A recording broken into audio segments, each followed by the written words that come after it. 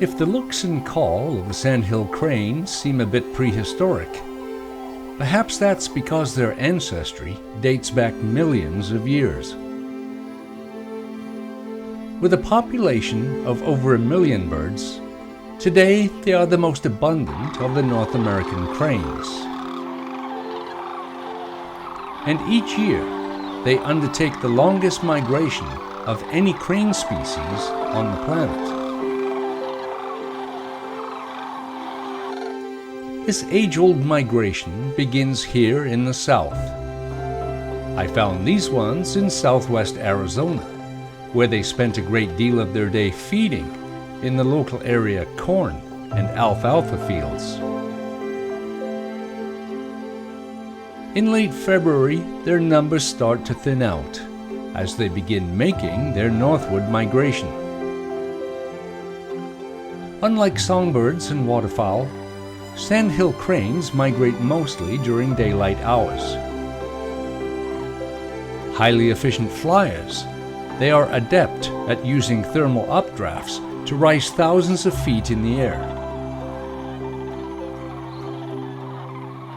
They conserve energy then by gliding until they catch another thermal, and this process begins all over again.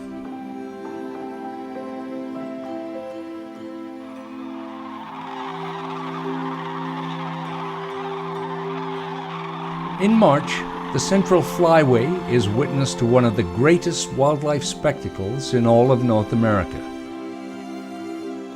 As the flyway narrows over Nebraska, their numbers become concentrated, and in just a few short weeks, as many as 600,000 Sandhill cranes will pass through here.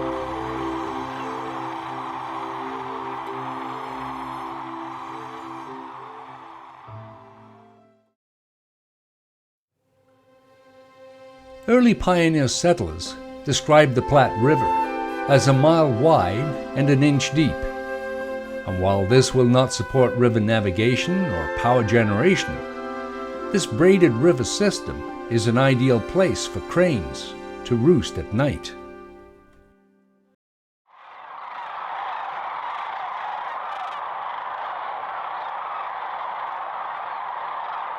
They begin arriving at sunset. Silhouetted against the bright orange sky, their sound and numbers are astounding.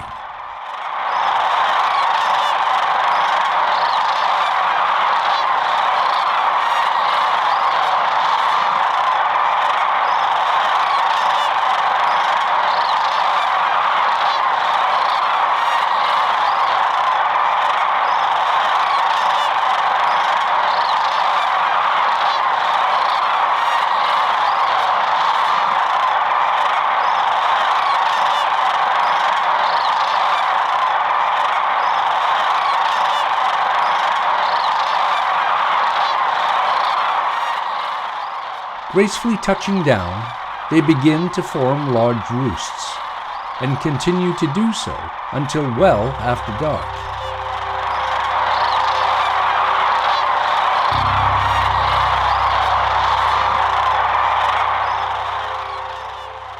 The cranes will spend their night here, using a process known as unihemispheric slow-wave sleep. One eye closes as half their brain enters into a deep sleep. The other half, along with the other eye, remain active. In this way, the cranes can sleep, while literally keeping one eye open.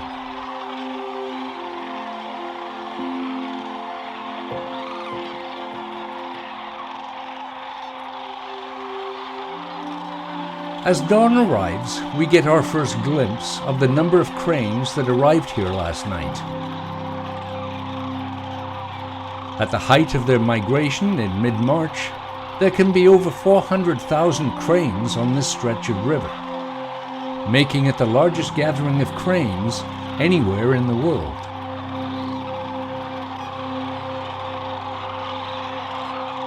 As daylight improves, we can see there are both lesser and greater Sandhill cranes here.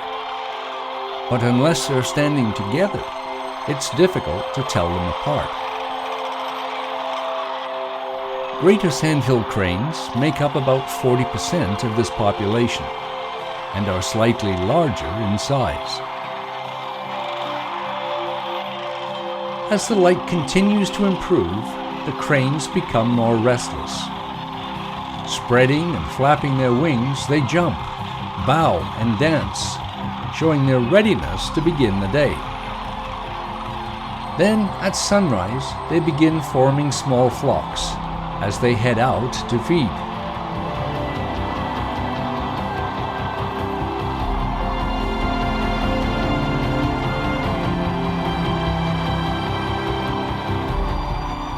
Partially hidden by the Sandhill Cranes, in the back are 3 of the rarest birds in the world, whooping cranes. By the 1940s, it's believed their population had been reduced to less than 20 birds. Now protected, it's estimated their migratory population today is somewhere around 600. Together with the Sandhill Cranes, this family heads out to feed in the nearby fields.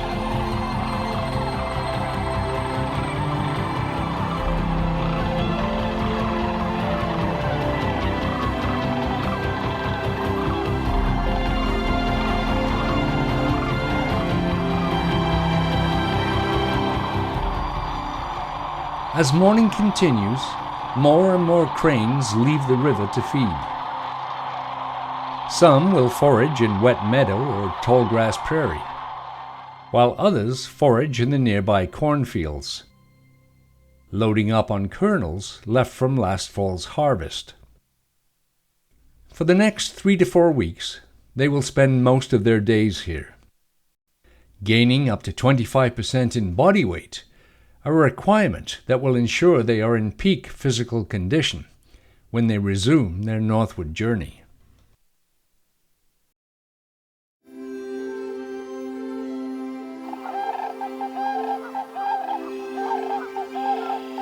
In the north, spring may not have fully arrived just yet, but it's been a long journey for this pair, who flew all this way for a reason. Wetlands and marshes are prime nesting habitat, and while some of it may still be frozen, it won't be long now until the sun begins to warm things up. Time to start checking out some potential nesting sites. But it looks like others may have beaten them to it.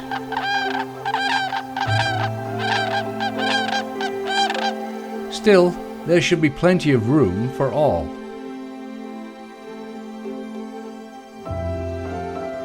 Cranes mate for life, and this is the time of year they reaffirm their bonds with each other.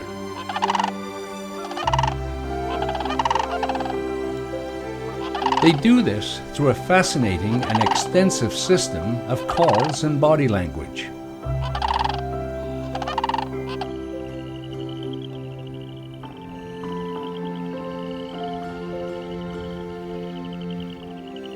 Calling is also used to establish dominance and protect breeding territory.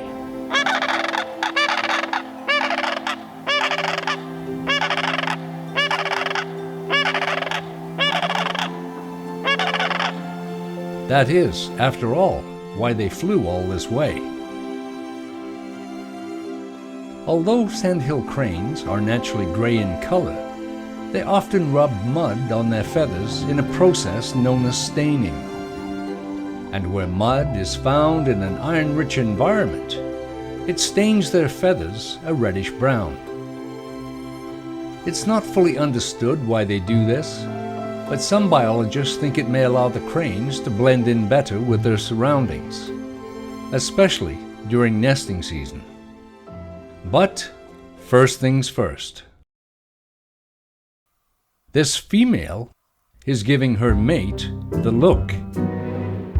But he's seen that before and knows exactly how to respond.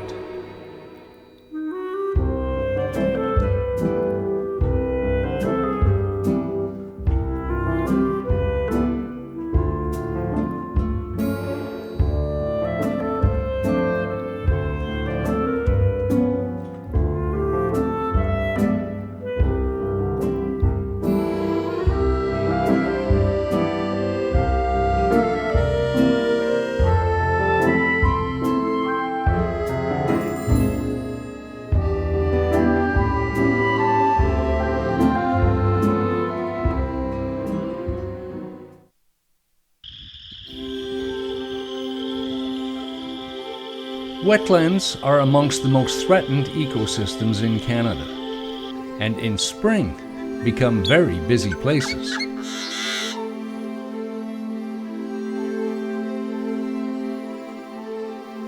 Wetlands make ideal habitat.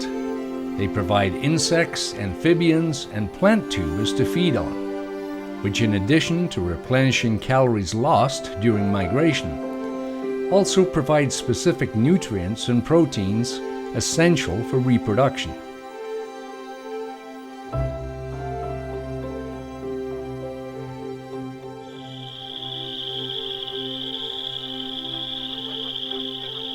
This pair have built a nest on a shallow island in this wetland using whatever plant material was at hand.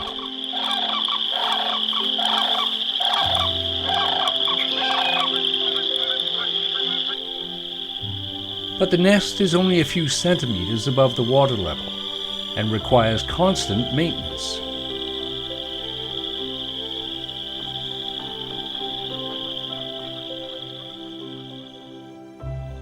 The female has laid 2 eggs, and over the next few weeks, the parents will take turns incubating the eggs. Their babies are known as colts, and colts, born earlier in the spring, have slightly better odds of surviving their first year. So these parents will now have to endure a variety of spring weather.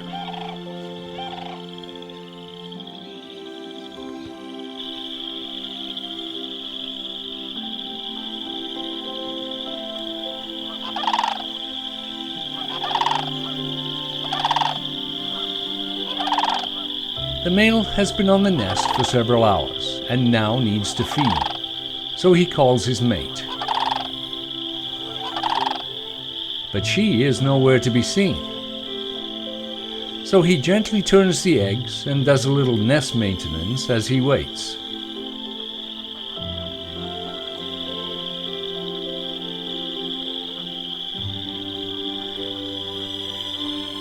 Presently, she returns to the nest. And after a few final adjustments, he can now head off to feed.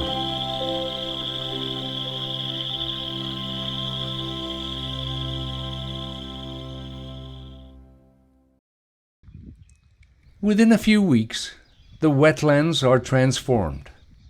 Along with all the new plant growth, there is also an abundance of new wildlife here too. The cranes have now abandoned their nesting island, and I wonder where they are.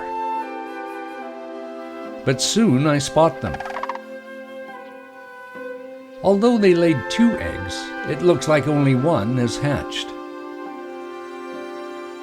This little one may only be a few centimeters tall, but just a few hours after hatching, he can already walk and swim.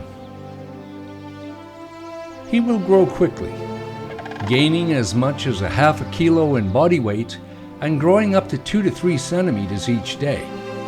It doesn't take long for him to begin looking more grown up.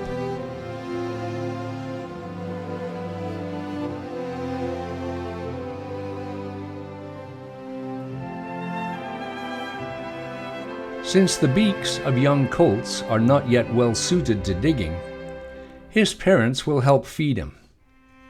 They are experts at digging and easily provide access to plenty of insects, invertebrates, and roots for him to feed on. But when he's not eating, he needs to preen. His itchy down feathers are now being replaced with juvenile feathers. And since there are now so many growing in, it's almost a full-time job. It's tiring work for this little guy, and well, there's nothing like a good afternoon nap. Throughout the summer months, the young colt will continue to grow, gradually becoming more independent. And by the time fall arrives, he is almost fully grown. Now able to feed himself and fully capable of flight, he will soon accompany his parents on their long journey south. joining up with other families for the first time in his young life, where together they will teach him their ancient migration route. After spending winter in the south, they will return again next year. But as his parents ready themselves for another new family, their yearling will begin a new life on his own. It may take a few years, but eventually he too will find a mate. And this ancient life cycle of the Sandhill Cranes will begin all over again.